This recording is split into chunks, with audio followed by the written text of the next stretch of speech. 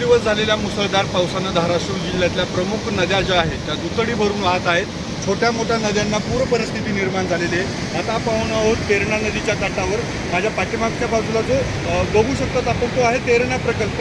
खरं तर या पावसाळ्यामध्ये हा प्रकल्प 3 वेळेस ओसंडून वाहत आहे। मात्र आज या प्रकल्पातून होणारा पाण्याचा गती आणि त्याचा प्रवाह पाहिला तर 2 दिवसाच्या पावसाचा जोर किती होता। 2 दिवसात प्रचंड पाऊस झाल्यामुळं तेरणा नदीतलं पाणी आहे ती पाणी पातळी मोठ्या प्रमाणात वाढलेली आहे। त्यामुळे प्रशासनाकडनं नदीकाठच्या गावांना सतर्कतेचा इशारा देण्यात आलेला आहे। काही गावांमध्ये प्रशासनाकडनं स्थलांतर देखील करण्यात आलेलं आहे। नदीच्या खालच्या बाजूला असलेल्या पाडोळी गावामध्ये कालच प्रशासनाकडनं काही लोकांचं स्थलांतर सुरक्षित स्थळी करण्यात आलेलं होतं आणि आज देखील आता पुढच्या 2 दिवसात जर पावसाचा जोर वाढला तर आणखी काही गावांना याचा धोका पोहोचू शकतो।